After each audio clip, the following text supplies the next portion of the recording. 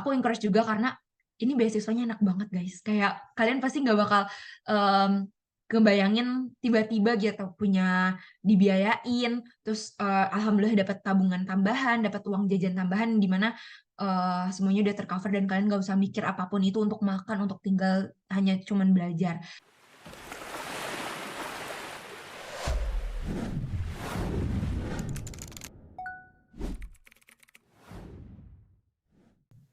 Halo Sobat Interplagis, kembali lagi bersama gue, Pasya, sebagai host pada podcast kali ini, yaitu podcast Interplago, Act Locally, Think Globally, pada segmen Talk It Talk, Tanya Kami Talk. Nah, segmen ini spesial banget guys, karena pertanyaan kepada narasumber itu berasal dari Sobat Interplagis yang ada di question box pada Instagram Story sebelumnya. Nah, pada podcast kali ini kita akan membahas seputar MOSMA, yaitu beasiswa terbaru. Nah, banyak yang belum tahu kan apa itu MOSMA, karena memang beasiswa ini masih tergolong baru guys, baru diterapkan di tahun ini. Nah, kita akan ngobrolin bareng mahasiswa HI UIN Jakarta yang menerima beasiswa ini guys, yang sekarang berada di Amerika Serikat, yaitu Kak Tara Atira. Halo Kak Tara Atira, Halo Pasha, apa kabar Kak Atira? alhamdulillah baik. Gimana Pasha nih? Alhamdulillah baik Kak. Kak, boleh juga dong disapa Sobat Interplagis yang ada di rumah? Boleh dong, halo teman-teman terpagi. Semoga yang lagi dengerin ini dimanapun dan kapanpun dalam keadaan sehat, tentunya selalu bahagia. Oke. Nah, Sobat Interplagis, Kak Tara Atira ini adalah mahasiswa HI UIN yang memiliki segudang prestasi dan pengalaman loh guys. Beliau ini adalah Wakil Presiden dari Himpunan Mahasiswa Hubungan Internasional UIN Jakarta periode 2022-2023. Dan beliau ini juga pernah magang di DPR loh guys. Gimana Kak rasanya magang di DPR? Saro, saro, saro. Semoga nanti next ya bisa magang juga di sana. Amin. Semoga Sobat Interplagis bisa juga ya guys. Nah, beliau ini juga memiliki segudang prestasi di bidang debat loh guys. Bener nggak sih Kak? Iya, salah Widih, keren satunya tuh yang banget. aku suka. Nah, Katara Tira ini sekarang sedang mengikuti beasiswa di York College of Pennsylvania, ya Kak? Betul, di Oke. Pennsylvania. Nah, Katara Tira, ini ada beberapa pertanyaan dari Sobat Interplagis. Boleh langsung kita mulai aja nggak sih Kak pertanyaannya? Boleh dong. Oke. Nah, karena beasiswa ini tergolong baru, ada pertanyaan nih Kak dari Sobat Interplagis. Yang pertama, aku masih cukup asing dengan MOSMA. Boleh nggak Kak jelasin apa itu MOSMA? Oke, nah ini untuk permulaan ya Pasha dan teman-teman yang terbahagias. Jadi MOSMA ini adalah kesingkatan dari Mora Overseas Student Mobility Awards atau MOSMA. Jadi kalau misalnya teman-teman pernah dengar IISMA sebelumnya, IISMA ini singkatan juga dari International Student Mobility Awards, tapi kita punya perbedaan. Jadi kalau MOSMA ini kita di bawah naungan Kemenak atau Kementerian Agama, IISMA ini di bawah naungan Kemendikbud. Nah, jadi MOSMA ini adalah salah satu program dari implementasi kurikulum merdeka. Kalau teman-teman tahu MBKM, yang alhamdulillah visi UIN Jakarta ini kita udah hampir 100% menerapkan MBKM. Dan di kurikulum ini kita juga memberikan memfasilitasi gitu ya mahasiswanya untuk belajar di perguruan tinggi luar negeri selama 1 semester. Dan kebetulan uh, selama 1 semester ini kita tuh bisa dikonversi. Jadi nanti kita nggak usah ngulang pelajaran yang udah kita pelajarin lagi, tapi kita udah bisa langsung ngelanjutin pelajaran atau SKS dari kampus asal gitu. Oh, begitu Kak. Wow. Hmm. Kalau cara mengikuti MOSMA itu gimana sih Kak caranya dan persyaratannya itu apa aja Kak? Nah, ini banyak banget sih yang Hmm. tanya ya pasti karena ini aku kan angkatan pertama. Kalau dibilang kayak angkatan coba-coba kali ya, Pasha gitu. Jadi atau aku daftar pun itu preparationnya tuh nggak sampai 2 minggu. Jadi aku kayak TOEFL tuh semuanya tuh serba dadakan dan kalau dibilang preparationnya mendadak, iya pasti mendadak banget gitu. Alhamdulillah waktu itu ada kayak perpanjangan, jadi aku masih ada waktu 1 minggu lagi gitu buat ngurusin berkas-berkas. Jadi pertama teman-teman harus stay tune dulu di Instagram atau mungkin di website atau mungkin sering tanya-tanya ke orang-orang di kampus, contohnya kayak Kaprodi, Wadek gitu, atau mungkin orang-orang yang ada di himpunan atau di Dema karena mereka biasanya mendapatkan informasi paling pertama gitu ya dari kementerian atau mungkin beasiswa-beasiswa atau ya boleh stay tune juga di sosial media yang biasa ngasih tahu tentang informasi tentang beasiswa. Nah, terus yang kedua ada banyak persyaratannya, contohnya kayak minimal TOEFL atau TOEFL. Oh ya, jadi Mosma ini tuh bukan cuman di negara barat aja nih Pasha. Kalau misalkan Hisma Hmm. kan kita ada negara barat ya, maksudnya kayak Inggris, Amerika, Malaysia gitu-gitu. Atau negara-negara Asia. Tapi kalau di Mosma ini kita tuh ada negara-negara di Timur Tengahnya juga. Jadi kayak misalkan Tunisia, Maroko gitu. Jadi ada beberapa teman-teman yang memilih di negara Timur Tengah gitu. Jadi bukan hanya syarat TOEFL aja atau IELTS, tapi juga ada TOEFL yang khusus bahasa Arab. Jadi kalau misalkan untuk negara-negara di Amerika itu Amerika, Inggris itu minimalnya 500 untuk TOEFL-nya. Kalau misalkan IELTS-nya itu 5,5. Nah, terus juga teman-teman bisa ikut bisa pakai Duolingo juga. Kalau nggak salah sekitar 100 belasan, aku kurang tahu pastinya karena untuk di dokumen syaratnya sebenarnya belum tertulis Duolingo, tapi pas implementasi prosesnya baru diperbolehkan pakai Duolingo gitu. Dan untuk TOEFL itu 550 gitu. Jadi ada perbedaan. Oh ya, untuk perbedaan ini kan tadi kayaknya masih ketinggian gitu 500. Tenang aja buat teman-teman yang pengen daftar di Asia kayak di Malaysia, Thailand waktu itu ada pilihannya juga. Syarat TOEFL-nya cuma 475 gitu. Jadi teman-teman yang masih kayak belum nyampe 500 masih bisa daftar, masih bisa coba-coba gitu. Walaupun ya memang pilihan negaranya beda gitu. Terus pastinya tadi berkas ya kayak surat keterangan aktif, transkrip nilai gitu. Terus juga tanda tangan rektor, surat rekomendasi, sorry bukan rektor, dekan ya, dekan atau rektor bisa sih, dan itu persyaratan dokumentasi bisa teman-teman lihat juga di websitenya Mosma gitu aja sih kalau misalkan persiapannya ya. Paling kalau misalkan kemarin perbedaannya itu IISMA itu udah ada esainya, persyaratan esai, tapi kemarin Mosma mungkin karena waktunya sedikit juga, jadi kita nggak ada persyaratan esai.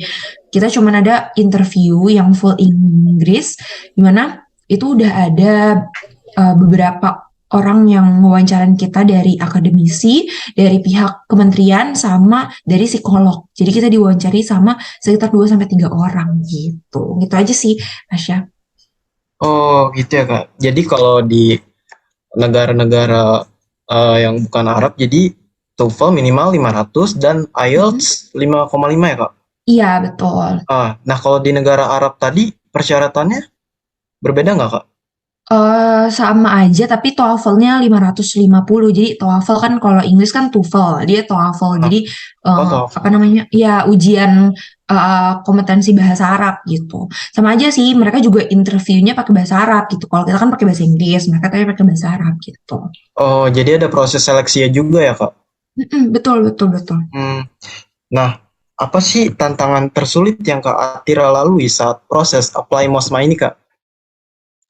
Em, Banyak sih sebenarnya karena itu cuma 2 minggu doang, dan Hmm. kebetulan waktu itu aku lagi akhir semester di mana lagi siap-siap UAS dan aku mau persiapan KKN.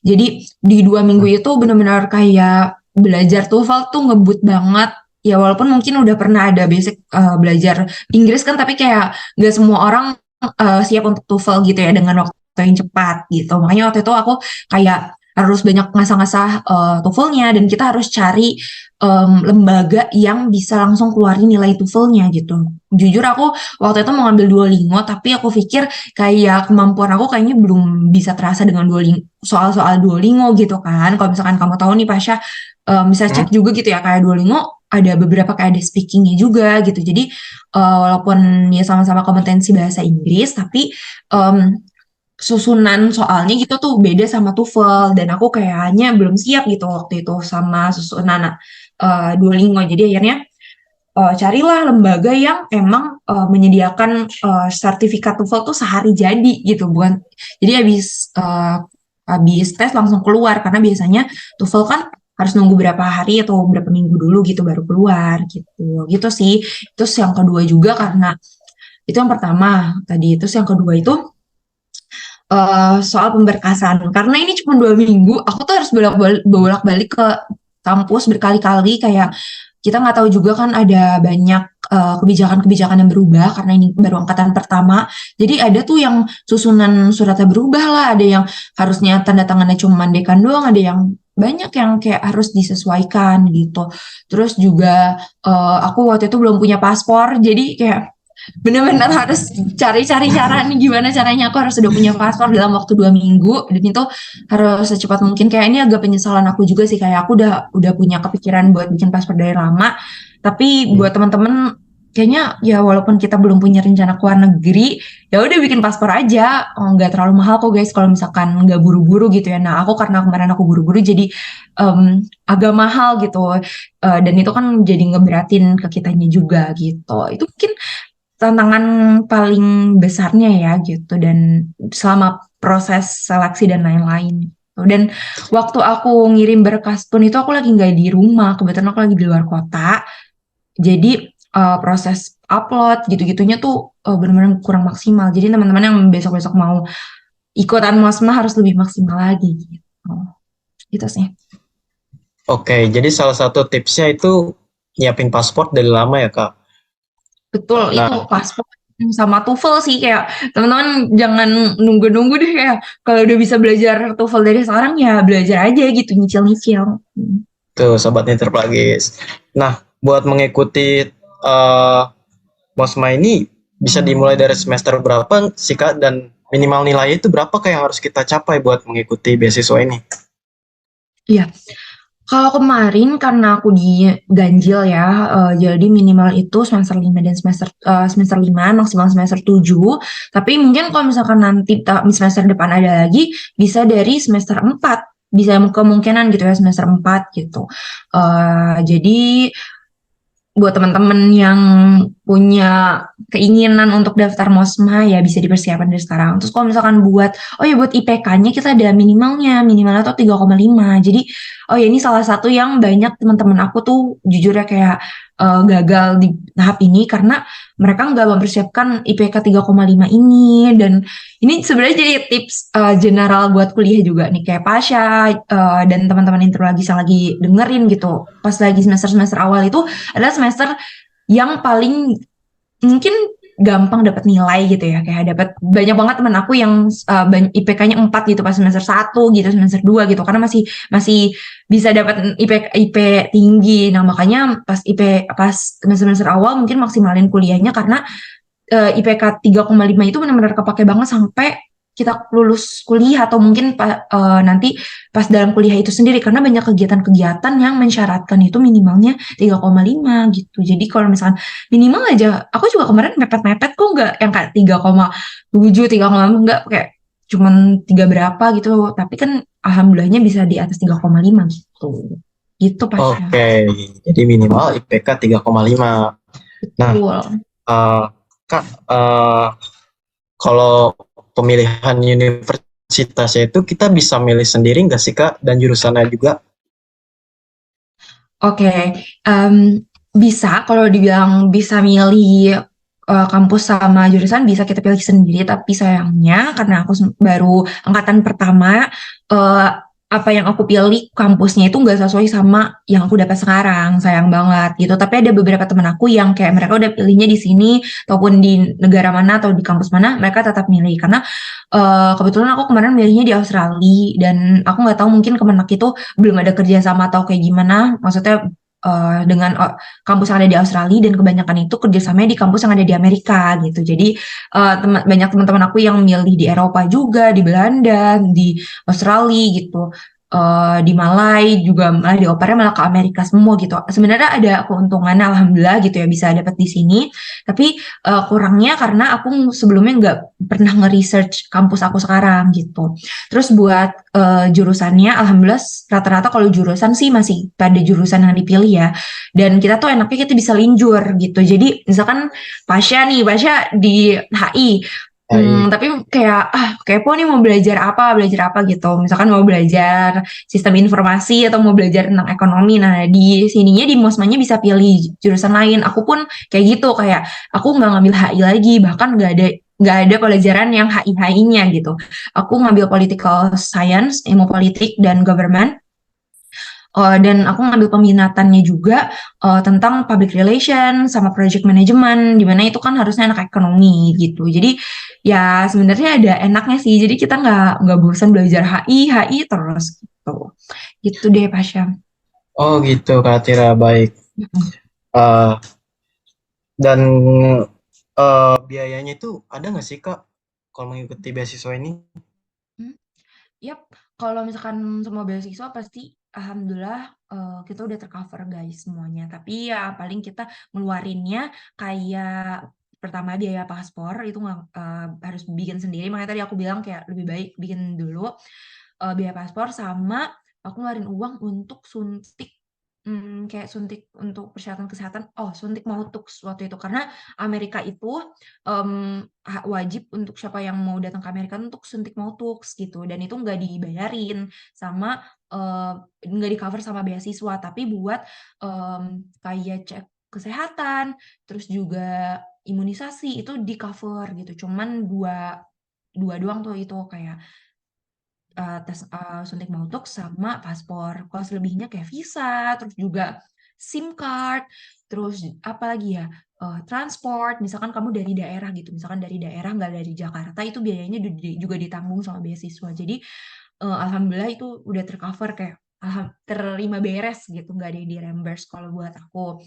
Dan untuk uang sakunya itu tiap daerah beda-beda guys. Jadi kalian harus penting banget untuk nge-research karena kayak aku di Amerika, tapi aku karena aku adanya di PA di Pennsylvania, yang biaya hidupnya tidak terlalu tinggi kayak pajaknya, itu biayanya benar-benar jauh banget sama teman-teman aku yang ada di New York, ada di Philadelphia atau mungkin ya di mana di negara-negara lain gitu karena pasti kan menyesuaikan sama biaya hidup gitu bahkan yang di kota itu biayanya bisa 2 kali lipat dari yang aku dapetin gitu jadi kalian bisa research aja dari buklet di buklet kalian bisa cari buklet LPDP karena kita tuh dibiayain sama LPDP jadi kalau bisa dibilang kalian award di apa ya award di LPDP karena kita dibayarin sama LPDP gitu Kemenak itu cuman kayak yang membawa apa ya kayak mengatur gitu nge-manage awarding-nya aja tapi buat uang dan lain-lain itu di-cover sama LPDP dari negara gitu.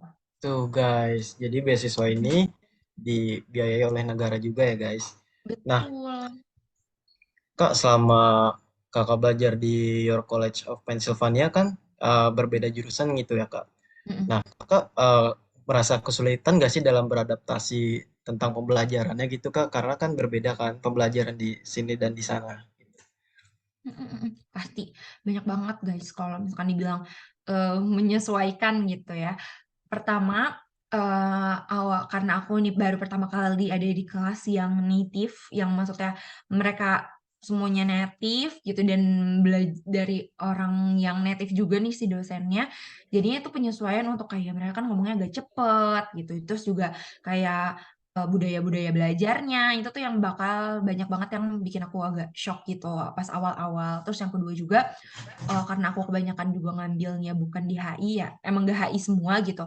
Aku harus banyak baca buku baru gitu, buku baru khususnya tentang ekonomi-ekonomi, terus juga geografi, ada juga aku tentang political science yang ada di Amerika tuh kayak gimana gitu, misalnya kayak government mereka gitu. Apalagi aku tuh waktu di Indonesia nggak terlalu into sama kawasan Amerika gitu. Kalau kan teman-teman HI kan belajar nih tentang kawasan-kawasan gitu.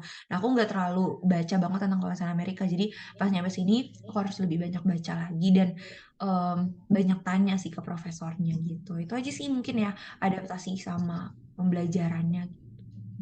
Oke, jadi gitu proses adaptasi ya. Mhm. Hmm, Kak, kalau di sana itu kita tinggal di mana sih, Kak?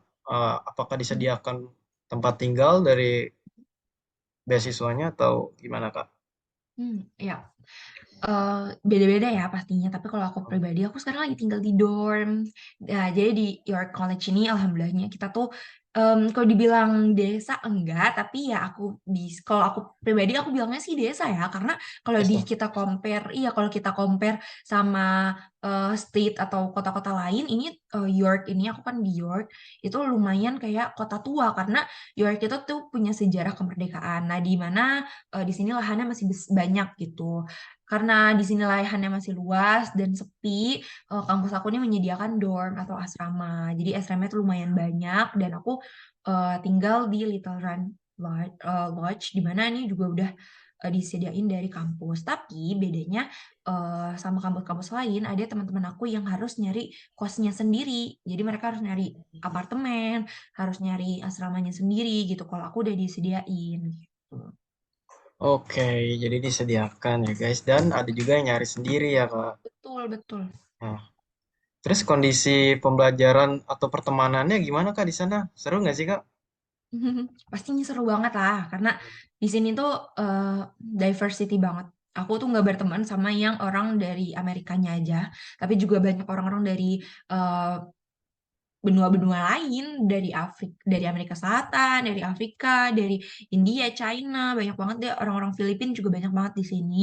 Untuk pertemanannya, awalnya aku juga agak sedikit canggung, tapi alhamdulillah mereka tuh di sini welcome banget sama kita gitu.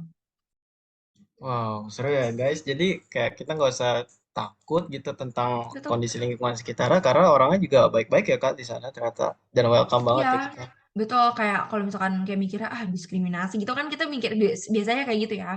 Alhamdulillahnya enggak sih. Yang penting kita tuh ngomong aja guys dan diem-diem gitu. Karena aku pun banyak kelas yang kayak aku sendiri orang Indonesianya gitu. Ada kelas yang kita semua nih ada barengan sama teman aku yang lain, anak musma lain. Tapi ada juga yang kita sendiri. Jadi kalau misalkan nanti susah belajar, susah ngerjain tugas, kalau misalkan kita nggak ngobrol atau kita nggak nanya tuh bakal susah banget. Oke, jadi kuncinya bersosialisasi ya, Kak. Jangan diem-diem aja.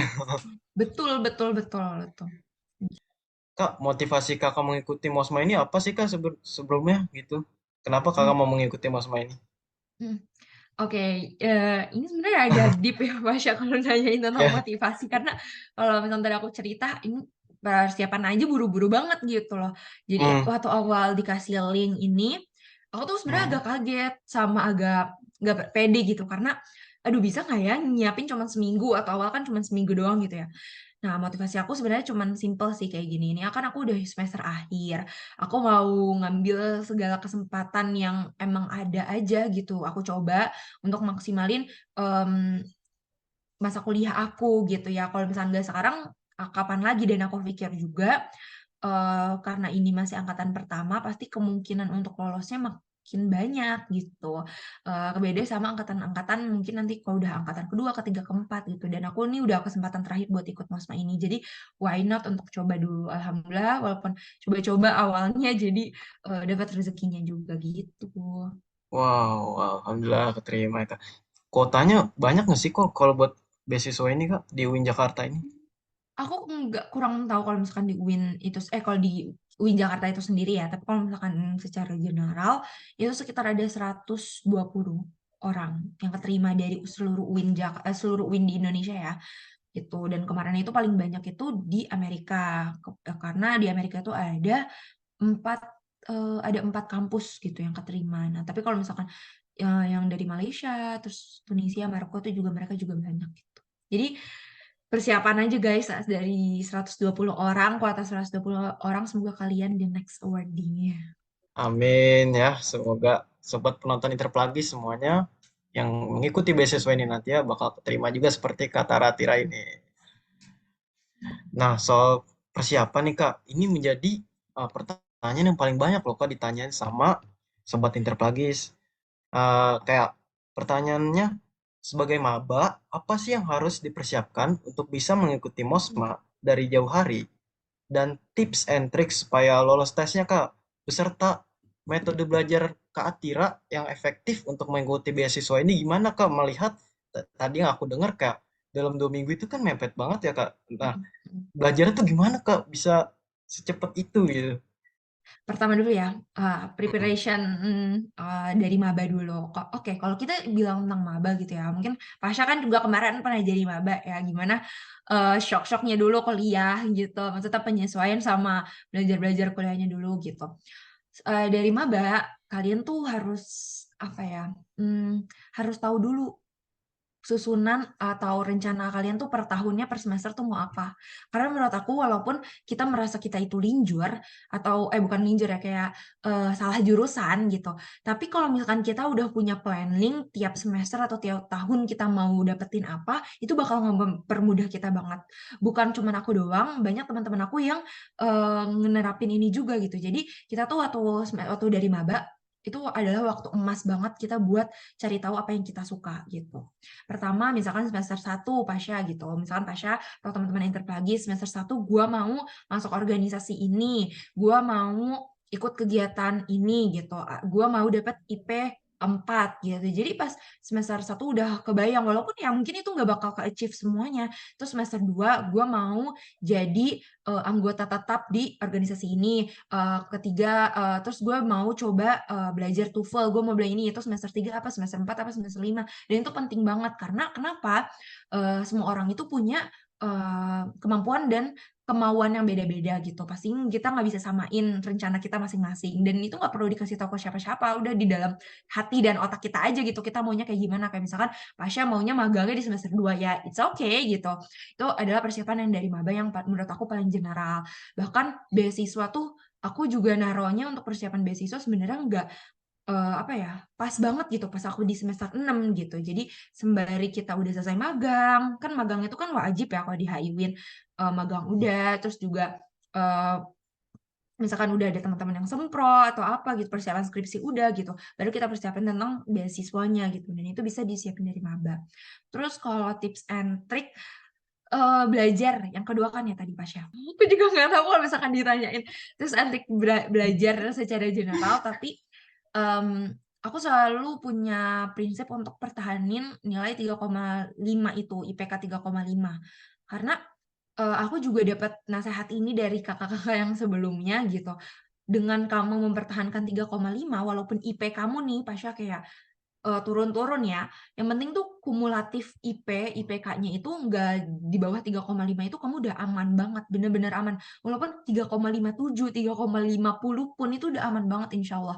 Kenapa? Walaupun kita nggak pinter-pinter banget, tapi dengan 3,5 yang tadi aku udah bilang, banyak kesempatan lebih untuk kita untuk ikut kegiatan-kegiatan lain, bahkan KKN kayak KKN internasional atau KKN yang gabungan nasional pun itu tuh semuanya syaratnya 3,5. Jadi dengan kalian mempertahankan 3,5 ini, insya Allah bisa membuka kesempatan lain. Nah, itu mungkin tips dari aku ya. Jadi belajar sih nggak usah yang terlalu ambis-ambis banget. Kalau aku pribadi, kayak kita tetap masuk kelas, tetap catat, walaupun mungkin ngelihat-ngelihat temen gitu lah ya, catatannya nggak yang rajin-rajin banget gitu. Yang penting, oh gue tahu ini waktunya untuk ujian, gue harus belajar biar IP gue segini gitu, punya target gitu. Terus yang kedua, aku juga sebelumnya aku udah pernah ikut les TOEFL juga sih. Makanya tadi aku bilang ke teman-teman kayak kalau bisa di maba-maba gini masih banyak waktu kosong, kan kuliahnya kan cuman berapa, paling 3 hari nggak sih, kayak dikit kayak sih kalau maba Hmm. gitu 3 hari, terus semester 3 semester 4 5 tuh baru makin banyak. Nah pas lagi kosong-kosong terus belum ada kegiatan, coba deh kayak banyak kan tuval-tuval online gitu yang gratis-gratis dulu. Terus kalau misalkan kayak gue nggak efektif nih, oke nabung lah cari yang murah-murah gitu.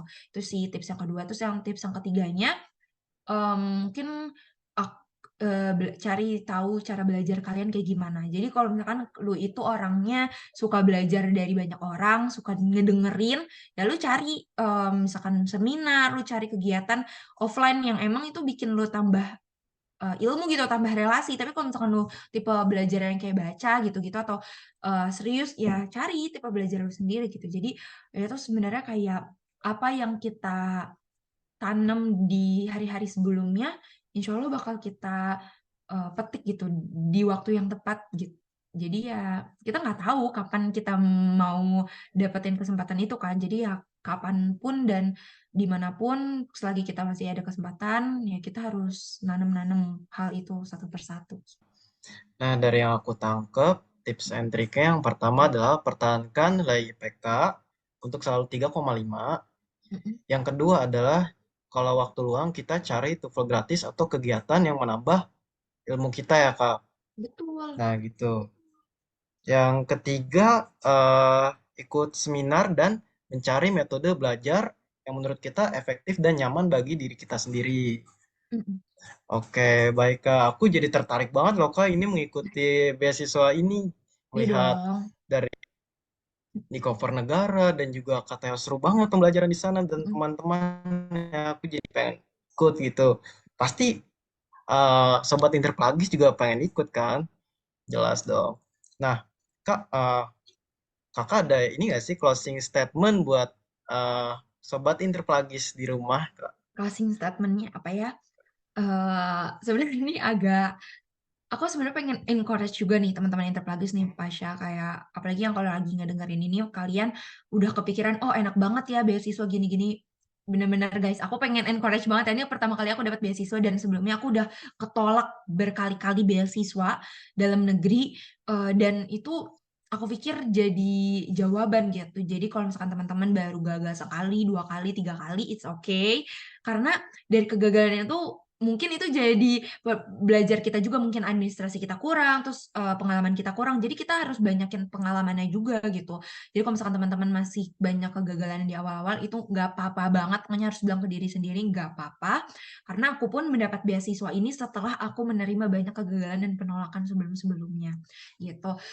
Aku encourage juga karena ini beasiswanya enak banget guys. Kayak kalian pasti nggak bakal em, kebayangin tiba-tiba gitu punya dibiayain, terus alhamdulillah dapat tabungan tambahan, dapat uang jajan tambahan di mana semuanya udah tercover dan kalian nggak usah mikir apapun itu untuk makan, untuk tinggal, hanya cuman belajar. Closing statementnya dari aku sedikit aja. Em, ini yang aku dapetin juga dari Rem Laude, kemarin aku habis baca gitu dari aku udah habis nonton video, katanya gini, eh, bermimpi itu gratis, maka bermimpilah yang paling mahal. Jadi kalau misalkan teman-teman ngerasa em, mimpi kalian ecek-ecek gitu ya. Dulu mimpi aku bener-bener ya udah oke, gue bisa mungkin tapi nanti pas S2, S3 gitu, S3 atau mungkin nanti pas gue udah punya kerjaan gitu.